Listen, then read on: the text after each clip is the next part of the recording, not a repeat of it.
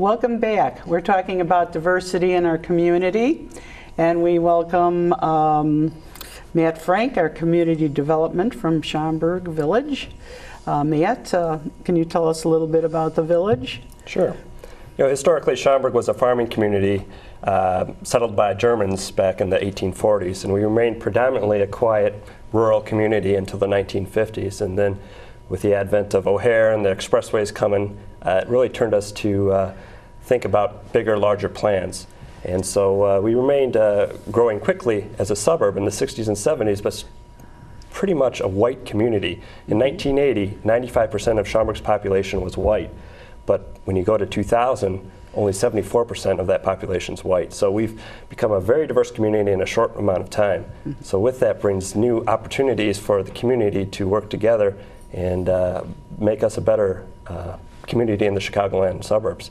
So we've had to work together and form communities and committees to identify obstacles for these new immigrants and population that reside in Schaumburg. So we've expanded our horizons to meet these needs and benefit both ways from the village and the community, and also integrate into the business environment how we can help each other out. So it's been an exciting last 25 years as we've seen Schaumburg become a multinational community. And what services do you have for the diverse population? Well, besides the basics that any government would provide with your public works, health and safety, we do reach out. We do get money from the federal government, similar to Age Options, through the Community Development Block Grant. So we do fund a lot of nonprofit and public service agencies like CETA Northwest, Wings, Journeys, PADS, and so forth, that reach out to the community and help those low and moderate income and underserved population to gain access to the resources and services they need. So that's a critical component that the Community Development Department administers with the Village Board. We get about $350,000 a year.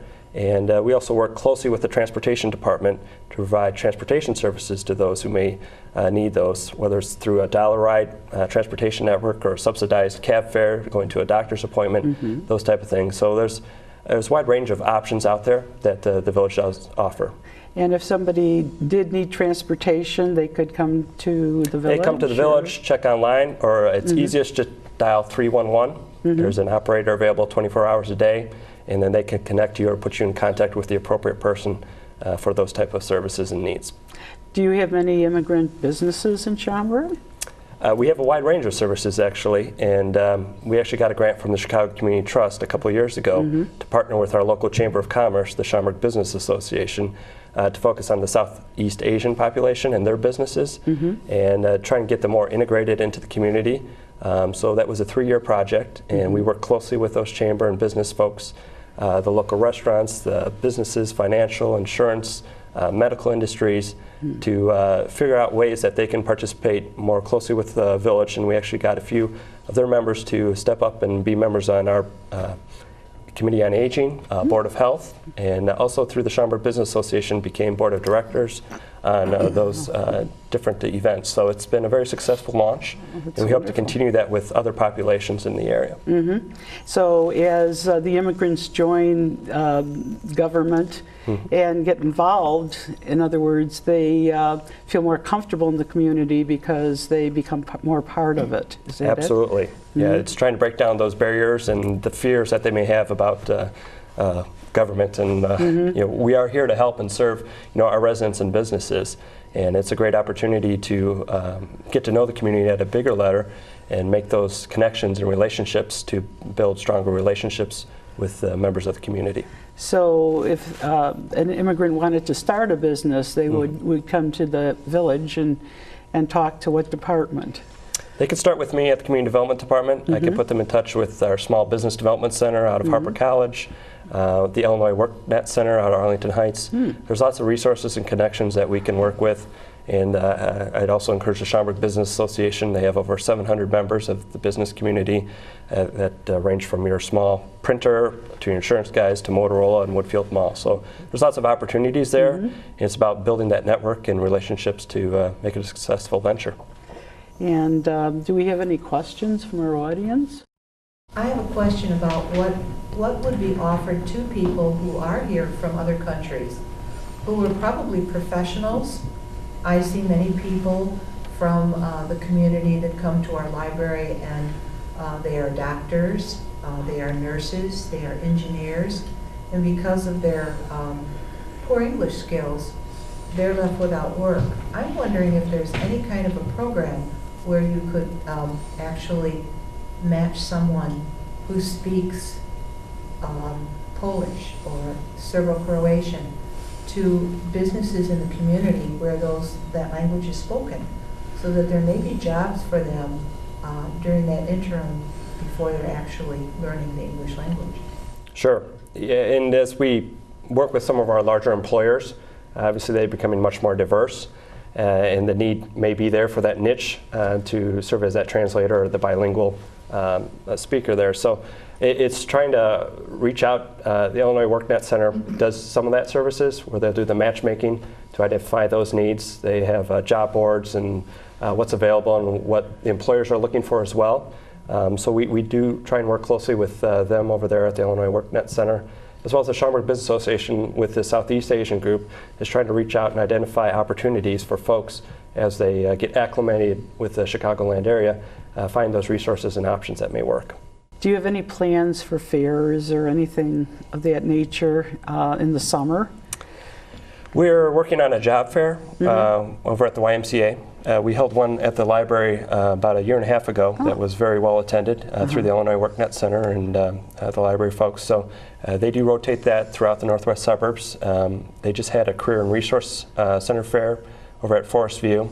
So we do try and reach out and identify some of the services and needs and try and do some of that matchmaking. So it's an ongoing process, especially in today's economy, as people are looking for jobs and the much needed programs. So it continues, and we'll continue that fight to find everybody opportunities and jobs. That'd be great. So any other plans for the village as far as upcoming events or anything of that nature? Well, you know, that's, as we come out of this recession, you know, jobs are number one priority, and so obviously some of the big news recently is the Career Education Center moving in on 231 Martingale, trying to fill some of these larger blocks of vacant space in town, and we've seen some success on Gulf Road with some of the commercial businesses, new restaurants and hotels investing in the community, which brings opportunities for folks. So we're starting to see our unemployment rate drop, as well as our vacancy rate drop as well in some of those different industrial markets. So Schaumburg, you know, with the Prairie Center, the Convention Center, is always looking for opportunities to grow businesses in Schaumburg and create opportunities. So continue to do that. That's great. Yep. Do we have any other questions? Another major problem is transportation. For many years, it's always been difficult for people from other ethnic communities to travel. Sometimes they're not able to get driver's license because of the language barrier.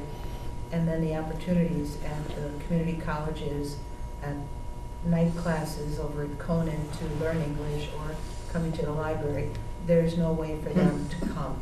And so I would put my vote in for more efforts for public transportation. It's just needed by the seniors, by those people who are here from other countries trying to you know, make life a little bit better. No, yeah, I mean, PACE obviously runs their bus routes, and they have some carpooling and van efforts to serve those. But you know, the village is trying to fill that niche with the dial-a-ride. So any resident in Schaumburg can, you know, call, schedule an appointment. Somebody will be there, you know, within an hour or so and drive you to another location within Schaumburg or the township at a subsidized rate. But yeah, it's difficult to get around if you don't have a car. Those fixed bus routes aren't, you know, timely or. You also have a program with taxis, don't you? Correct. So if you're going to a doctor's appointment, you can get a subsidized taxi discount, so you're not paying full fare. And what does someone have to do to take part in this program? Contact our transportation department. Again, just reach out to 311 and they'll put you in touch with the correct folks. Very good. Yep. Very good.